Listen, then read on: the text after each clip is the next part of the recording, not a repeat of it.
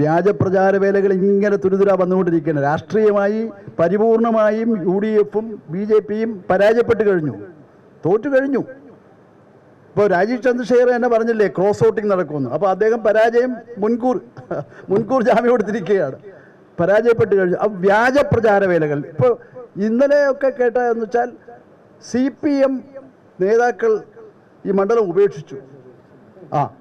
അതുവരെ പറയാൻ മടിയില്ലാതെ എന്തെല്ലാം തരത്തിൽ. കാരണം ഇങ്ങനെ അതാണൊരു പ്രവർത്തന ശൈലി എന്ന നിലയിലേക്ക് അവർ മാറിയിരിക്കുകയാണ്. അപ്പം ഇത്രയും അധപ്പതിച്ച ഒരു അവസ്ഥ ഇന്നേ വരെ ഉണ്ടായിട്ടില്ല. ഇടതുപക്ഷ ജനാധിപത്യ മുന്നണി അതിശക്തമാണ്. ഇത് നയിക്കുന്നത് തന്നെ CPM-ആണ്. CPM-ന്റെ പ്രവർത്തകരും നേതാക്കളും എല്ലാം അവരാണല്ലോ പ്രധാനപ്പെട്ട പങ്കെടുക്കുന്നത്.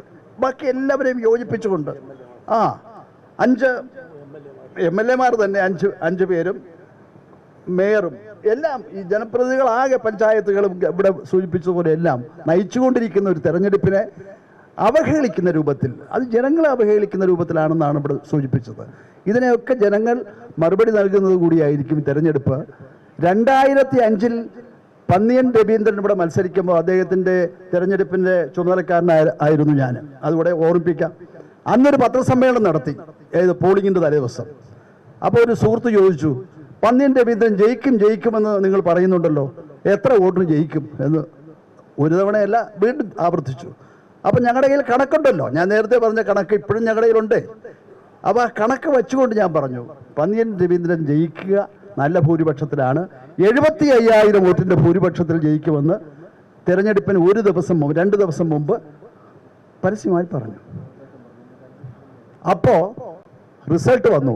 75,000 എന്നല്ലേ പറഞ്ഞത്, 74,500 വോട്ടിനാണ് അന്ന് പന്നിയൻ ജയിച്ചത്. ഇപ്പോഴും ഞങ്ങളുടെ കയ്യിലുണ്ട്. അതിനേക്കാൾ ഭൂരിപക്ഷത്തിൽ പന്നിയൻ രവീന്ദ്രൻ ജയിക്കും. കേരളത്തിൽ 20 പാർലമെന്റ് സീറ്റിൽ ഇടതുപക്ഷ ജനാധിപത്യ മുന്നണിയുടെ വിജയം ആദ്യം പ്രഖ്യാപിക്കുന്ന സീറ്റുകൾ ഒന്നായിരിക്കും ട്രിവാൻഡ്രം പാർലമെന്റ്. സംശയമില്ല, നിങ്ങൾ മനസ്സിൽ കരുതിക്കോ.